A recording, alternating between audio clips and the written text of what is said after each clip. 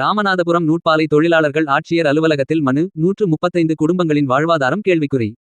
ராமநாதபுரம் மாவட்டம் அச்சங்குளத்தில் இயங்கிவரும் மாவட்ட கூட்டுறவு நூற்பாலையை தொடர்ந்து இயக்க வலியுறுத்தியும் பல ஆண்டுகளாக நிலுவையில் உள்ள ஊதிய உயர்வு உள்ளிட்ட பணப்பலன்களை வழங்க கோரியும் நூற்பாலை தொழிலாளர்கள் இன்று மாவட்ட ஆட்சியர் அலுவலகத்தில் உருக்கமான மனு ஒன்றை அளித்துள்ளனர். கடந்த 2014ஆம் ஆண்டு மறுசீரமைக்கப்பட்டு தொடங்கப்பட்ட இந்த நூற்பாலையில் தொடக்கத்தில் 200க்கும் மேற்பட்ட தொழிலாளர்கள் பணியாற்றி வந்தனர். நிர்வாக சிக்கல்கள் மற்றும் குடும்பச் சூழ்நிலை காரணமாக பலர் வேலையை விட்டுச் சென்ற நிலையில் தற்போது 130 நிரந்தர தொழிலாளர்கள் மற்றும் 18 தொழில்நுட்ப பணியாளர்கள் என மொத்தம் 135 பேர் பணியாற்றி வருகின்றனர். கடந்த 6 மாத காலமாக நிதி நெருக்கடியை காரணம் காட்டி 3 ஷிப்டுகளாக இயங்கி வந்த ஆலை தற்போது 2 ஷிப்டுகளாக குறைக்கப்பட்டுள்ளது. அதுமட்டுமின்றி ஆலைக்கு சம்பந்தமில்லாத பணிகளை தொழிலாளர்களுக்கு வழங்குவதாகவும் லே ஆஃப் முறையை அமல்படுத்த நிர்வாகம் முயற்சிப்பதாகவும் தொழிலாளர்கள் குற்றம் சாட்டுகின்றனர்.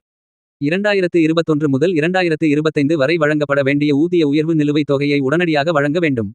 கடந்த 6 மாதங்களாக செலுத்தப்படாத இஎஸ்ஐ மற்றும் இபிஎஃப் தொகையை விரைந்து செலுத்த வேண்டும். ஓய்வு பெற்ற மற்றும் பணியை விட்டு நின்ற தொழிலாளர்களுக்கு வழங்க வேண்டிய பணப்பலன்களை முழுமையாக வழங்க வேண்டும். ஆலை தொடங்கப்பட்ட நாள் முதல் இன்று வரை சீனியாரிட்டி அடிப்படையில் பணி நியமனங்களை முறைப்படுத்த வேண்டும்.